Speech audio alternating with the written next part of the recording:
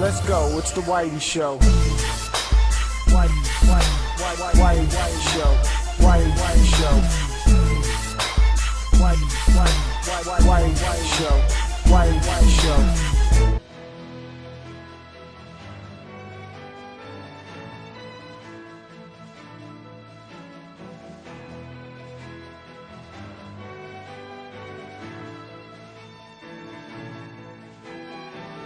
As someone who grew up with Digimon, I have played every single Digimon game that I can get my hands on. I even did a top 5 Digimon video, and then I did a ranking of all the Digimon games that I played. So if you haven't seen those, you can go check those videos out. But with Digimon Survive, I was pretty excited to play this. They were going in a new direction. It was going to be more visual novel mixed with strategy RPG, two genres that I enjoy a lot. And it had more of the mature theme, so I was very much ready to try this out. And after playing quite a bit, I finally have a verdict. Does Digimon Survive have the quality that we've all been waiting for as Digimon fans after all these years? Let's jump into it.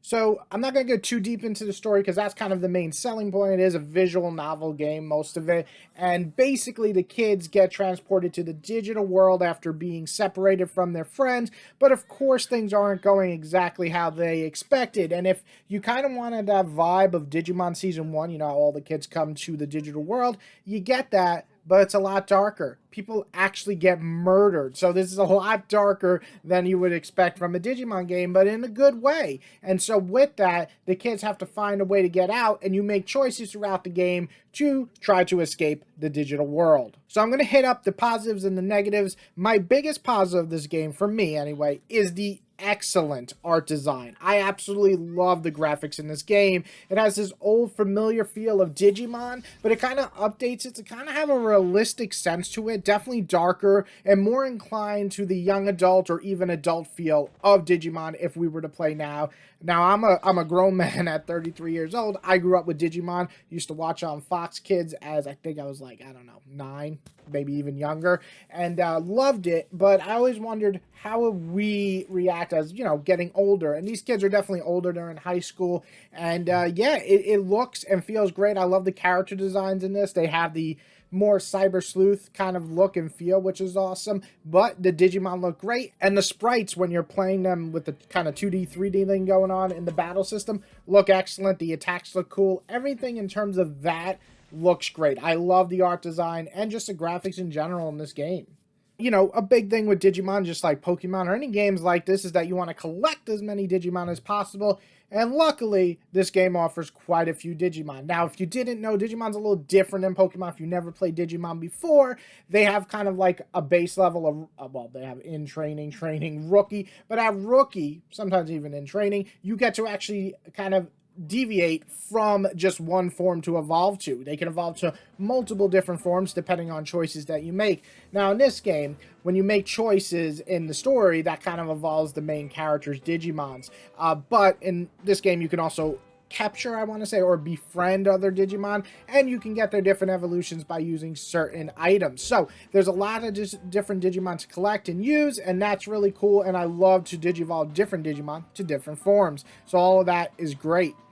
And like I mentioned before, the darker story. I think having a darker story, more mature themes, is a smart way to go. Now, Digimon is kind of going the opposite direction where it's still for kids. You know, they make products for Digimon for kids, but they also don't want to lose the audience that they have, because a lot of audience that they have is now older, my age, or maybe a little bit younger.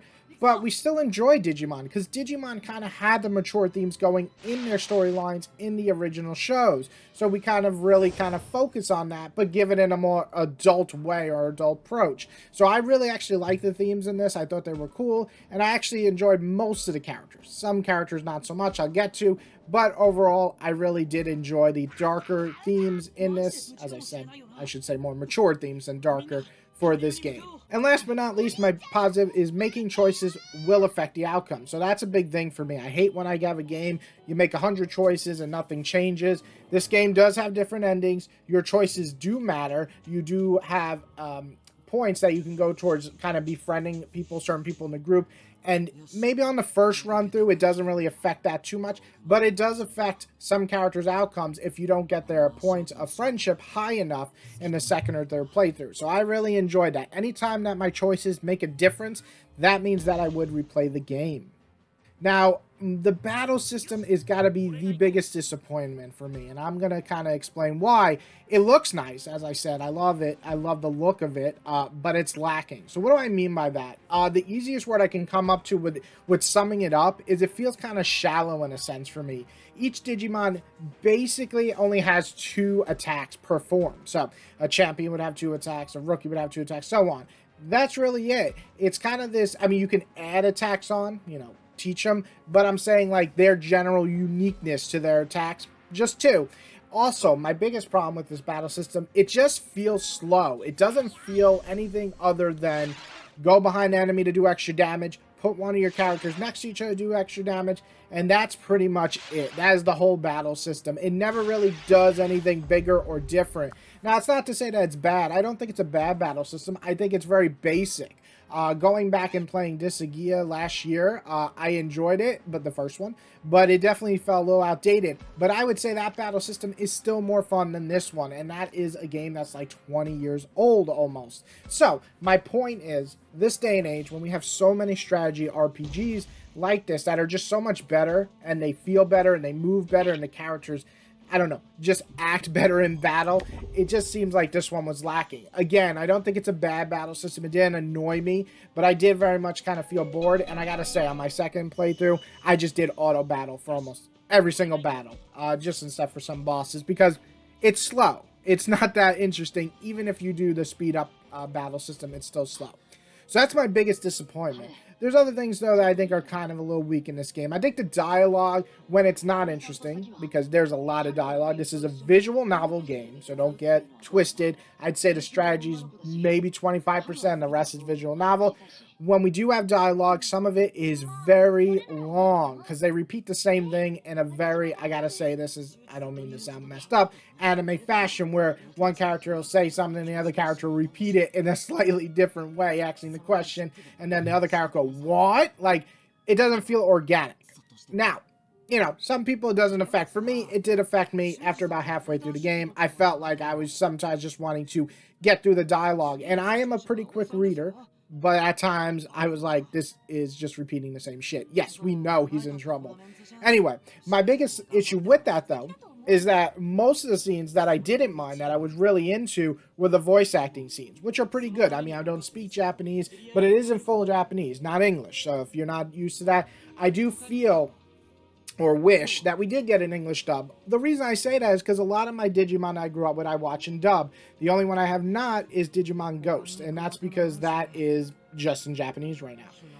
I like the English dub for Digimon, even if it's over the top sometimes. But the problem here is that none of this is an English dub. Now, I'm used to that now with Cyber Sleuth and everything, but with this one, I felt like I wouldn't mind. I like the Japanese voice acting. It sounds good. Oh, wait. Some of it's not in dub. Now, I haven't played a million visual novels, but I'd say a good portion of this, maybe 30%, is not voice acted. So then I feel even less inclined to listen to this scene or read this scene, because I'm thinking it's not going to be that important. And sometimes it really wasn't. Sometimes it was and not voice acted, which I felt was just kind of a missed opportunity. And my last negative is, well, the choice system is there. It really only affects, in the first playthrough, the end of the game. So the choices that you're making are really only going to affect that and the evolutions on your Digimon. Now, I will say, on the second playthrough, I have noticed it does change some things quite a bit. To save people who have died in the last playthrough, you can save them in the second. So I do appreciate that, but you do have to play this game more than once to get that option. You cannot save everybody in your first one, so just so you know. Alright, so I'm rambling. You're like, this guy hates this game. He's not being nice. Now listen, I don't hate this game. I liked it. I thought it was good. I thought it was solid. I thought it was a fun visual novel with the Digimon name. I thought it was different enough that I appreciate what it was going for. I will say I was disappointed. Now, I loved the beginning of it. I was really into it. But as soon as I got halfway, the battle system really started to drag on. And in my second playthrough, forget it. Auto battle as much as I could. And I think that sucks because, the gameplay of Digimon games has never been amazing. But I really like Cyber Sleuth. I even like the new Digimon world. So I really felt a bit disappointed with that here. I gotta be honest. I will say though that I do love the art design. I do think the themes of the story are great, and I do think that when it's good and interesting, the story it's pretty solid. But I gotta say the battle system, the choices kind of lacking in my feel of making an impact until the second playthrough. Definitely defeat the purpose. But yeah, that's just my opinion. Now, if you're a Digimon fan, I do definitely recommend trying this game out. Will I say buy it at full price? That's a tough one. If you're a huge Digimon fan, I think you might really enjoy this. But do not go into this thinking that it's not a visual novel. It is very much so. I saw some people really upset about that. They've never lied about it. It's always been kind of marketed as a visual novel because it is. So if you're okay with that and you know what you're going into, try it out. Maybe buy it at full price. But I think if you're just a casual Digimon fan or you're unsure you'll get into a visual novel, I'd say wait for this on sale at like 30, maybe even 40 bucks. Definitely worth trying it out then. For everyone else who's not a Digimon fan, I don't think this game does enough that'll get you into Digimon, if I'm going to be honest. So I'm going to give it a 6 out of 10. I think it's a solid game. It's not quite good for me, but it's okay. It's like in between okay and good. It's like solid. I don't know if the word solid really is better than good. Whatever. 6 out of 10. Check it out if you're a Digimon fan. Everybody else, you'll probably want to skip this one.